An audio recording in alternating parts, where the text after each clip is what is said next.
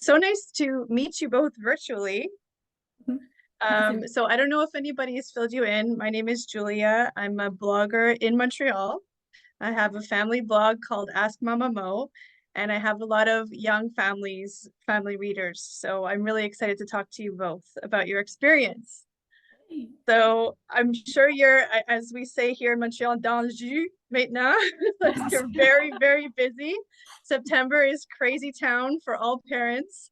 Oh, And I know that your kids are, as I can tell from the video, back at school. So thank you for taking the time to speak with me in between pickups and everything. yes, and launching a book and a movie, so Exactly, to add to the exactly. craziness. Exactly. So I wanted to first ask you, how has your day-to-day life been since the launch of your book and the film? How has it changed for you? Since the book and the film, well, The book was the book Tuesday. has been released like yesterday, so and the movie has been premiere but not released yet, so I think we don't feel it right now. It's just the excitement and craziness of all the interviews, and it's just total chaos, but it's a good chaos. That's great. And also, I wanted to ask you about your experience since your travel. So since the experience of traveling and filming, what has changed in your family dynamic? Has anything shown up since the travels? um Not like it's hard to tell, kids change so much, like all the time, so it's hard for us to tell what is it different, that what the life would have been without the trip. For sure the family bond, it's amazing. Like since the trip, we see that we share so many great memories together. We had so many great adventures, so I think it brought us a lot closer.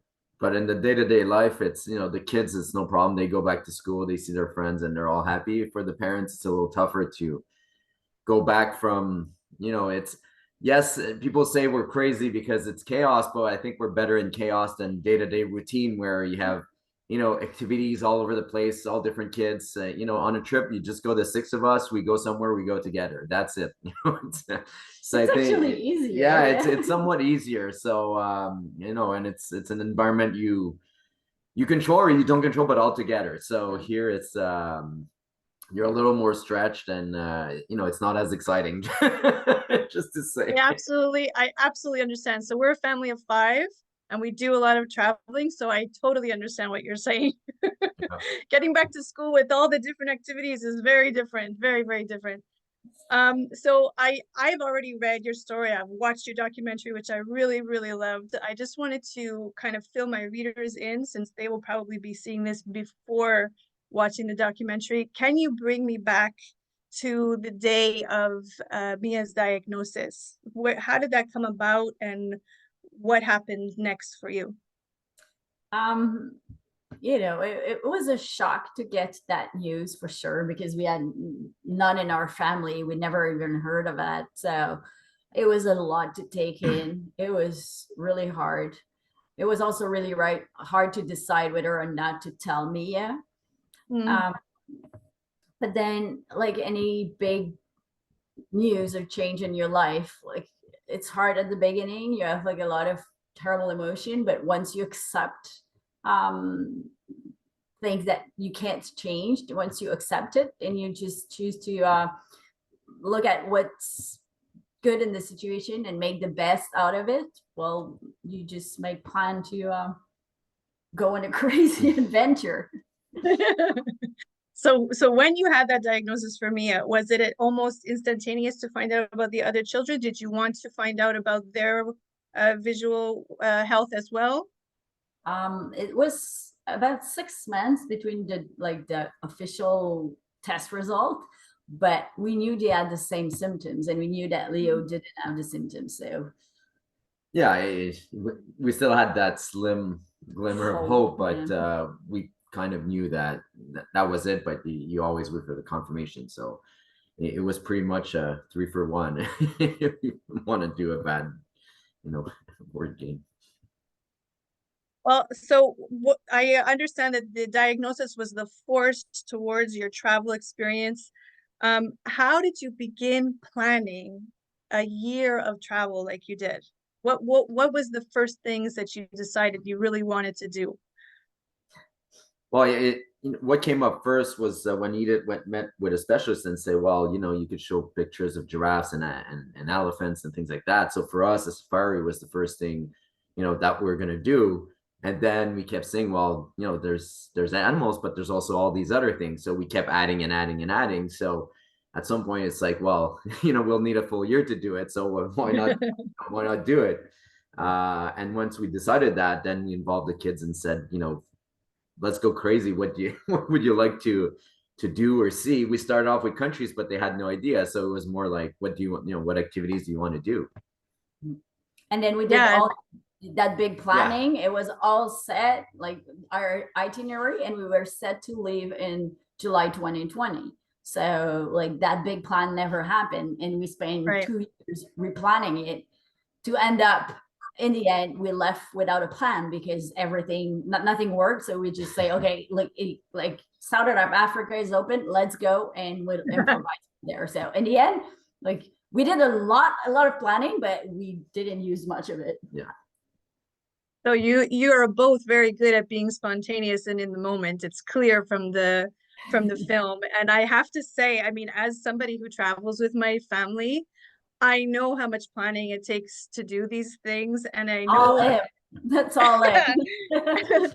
But I also want to say, you also have to be in shape and fit for all of these challenges that come your way. You did not take super easy destinations. So my curiosity came in from saying, how did you prepare physically and mentally for this? It's not just so much the itinerary as it was the physical challenges as well. For us or for the kids? Both. Well, the kids is never a problem. Yeah. Stamina never seems like it's a problem. Sometimes it's too much of it, but no, I guess we've always been very active. One of our best family activities is hiking. So for us, it's staying in the house is more problematic than going outside. Adapting to food might be a little tougher. If anything, there's areas like Mongolia, which it was a challenge, not just for the kids, but for the parents too. So, but we were fortunate, we almost didn't get sick. We didn't get COVID. So, I guess, either we got lucky or we're careful. We've traveled enough that, we were, Edith did a good job of having all this medical, thing, but we almost didn't use any, but we were, careful what to do, not to, what not to do. But yeah. And I think mentally, the hardest part, it was to be with the kids 24/7 for such a long period of time. But COVID kind of was a kind of a rehearsal for that trip. True. Like we already had spent almost 2 years stuck with the kids in the house. So in a way, it was the same thing, but just easier because there was so many things to do. So that's fantastic. But, maybe to answer that, traveling a year, you have to slow down a lot. And with kids, you have to slow down. So you come into a country, you take 3-4 days to adapt, etc. So I think that's maybe, if we think in hindsight, yes, we did a lot of things, but in a day where we never tried to plan more than one thing a day. You need these free times. You need, time. It wasn't as tiring as when you go on vacation and you book like tons of activities like back to back. We had a bucket list, but it was a wide bucket list. It's not like, oh, you come into Bangkok and you have to do, check all these boxes. We threw away the box checking and we were like, once we're there, what do we want to do? So I guess that's, it's maybe today used a little too much, but slow travel, I think, does make a big difference. Yeah. And I think, I mean, hearing you express how you kind of dealt with each destination and how you saw things once you were there is a little bit different from seeing the full film of, going from place to place. So it's very interesting to hear you say that. And I agree with you. Once we travel as well, we kind of stick with one idea and kind of scrap the rest. Otherwise, it's just too much for everybody. But it's not a vacation. I don't know. I feel like when we go on vacation, we have kind of a goal. It has to be, you know, sunny all the time. We have to do all this. But when you travel, it's like at home. You know, we had to do school. We had to find food every day. So it's not the same. You know, it's completely different in a sense. Yeah, yeah. Well, I know you touched a little bit on food. There were some struggles with weather. At one point, there was one of your children was very cold. You were wrapping them up in a bunch of sweaters. The culture as well. I'm sure there were a lot of shocks to all of you once you were there in the moment. I know the one struggle that was the hardest for you in the film, at least, was in Quito. So I can't tell you. I was watching that and thinking, well, I don't know how you guys are going to manage this. And I think it was Mia that was very emotional at that moment in the film. How did you manage keeping the kids kind of calm and settled? I mean, that was a long time to be in a very big challenge. Well, I know that my kids are just synced to like my emotion. So I know, and we had to keep our cool and stay calm, and that's the first thing, you know, and make joke out of it and make it funny. You know, if you use the sense of humor, it makes it easier. So it was possible. And also that event happened at the end of the trip. I think it would have been a total different experience if it had happened in the beginning. You know, after like a year of traveling, we have seen so many uncomfortable, crazy situation. The kids knew, you know, yes, it's a pain, but it's gonna get better, and they knew we would go through, so they had that confidence. So they were not, you know, towards the end, like it got a little crazy and chaotic, but the whole 10 hours was actually pretty chill and relaxed, and we made joke out of it. And we actually asked our followers, we had networks, so we asked our followers to send us some jokes. And so we were that's great. Like, oh, what's your best joke? So, you know, it was actually like for part of it, it was a fun moment to be together. But then it got a long moment. Yeah. You know, like we ran out of ideas how to enter. Yeah, when Colin got sick, you know, that's the time where you're like, yeah, this needs to end. No kidding.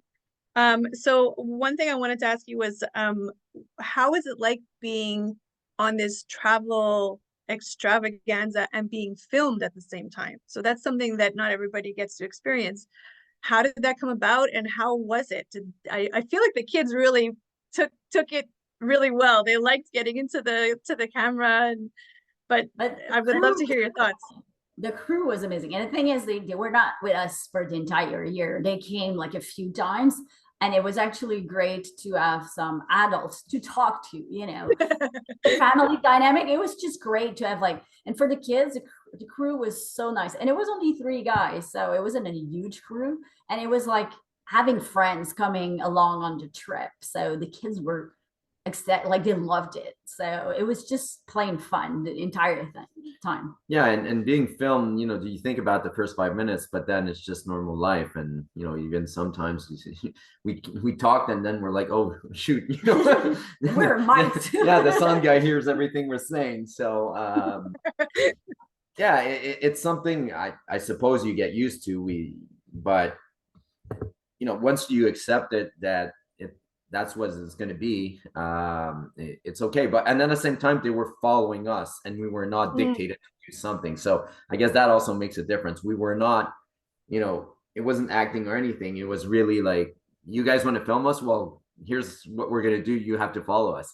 You know, I don't think any of them really wanted to sign up for 9 days of hiking with all their gear.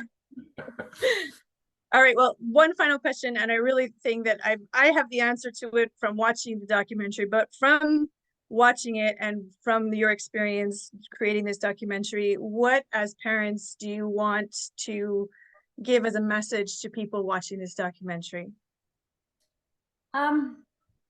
Just make the best of any situation, you know, like we all have bad situation in our life at different point, but there's always like some light somewhere in your life. So find that light and go towards it.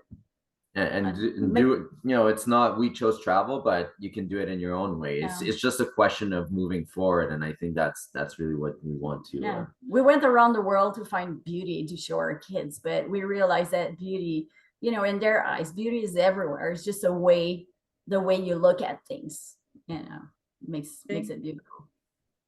Well, thank you so much for talking with me today. Congratulations on the film and the book. And I'm sending you so much love and strength for your beautiful family. And maybe we'll see each other in Montreal. Who knows? Thank you. Thank you. Thank you so much.